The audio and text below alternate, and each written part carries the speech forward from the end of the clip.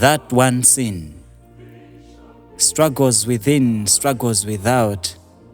Battles inside, battles outside. Nothing Christ we can do without.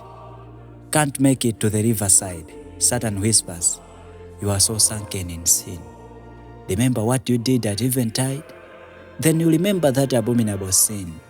When you tried your best to hide, no mortal eye, but by God you were indeed sin. Then you see the world very wide.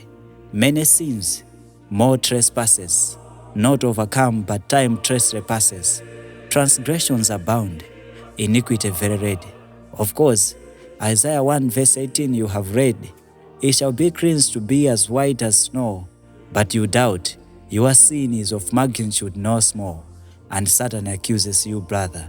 You are beyond limits, don't bother. Hope fades, faith loses ground. The little trust you had is into powder ground. And then you hear the preaching of other ministers. We can't be perfect, none is holy, all are sinners. Romans 3 verse 23, all have sinned they quote, all are guilty in the heavenly court. But Matthew 5 verse 48 entertains no defect. Are thy Father in heaven? Be thou perfect. You read and are really confused and distracted. To be holy and sinless you are instructed. Christ will redeem a people as pure as himself. To take the erring and sinning people into heaven isn't safe.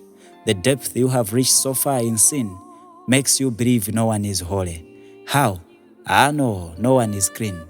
But sinners won't be saved. You begin to feel so sorry for yourself that you try to repent. The ugly character you begin to repent until you can but leave some of the sins. But tomorrow you come back to the very same sins. Depressed, sorrowful and hopeless you become. What shall befall you when Christ shall come? Christ answers, my grace is for you sufficient.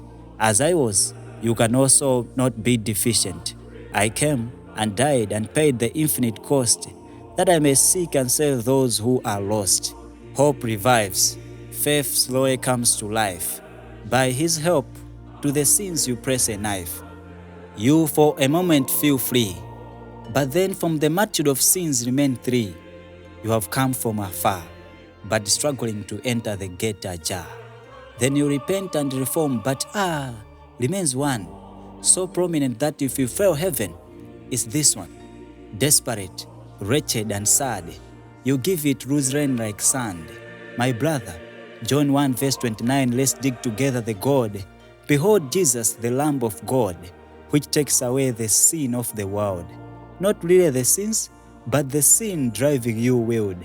He can cleanse you from anything sin or not sin, and take away from you that one sin.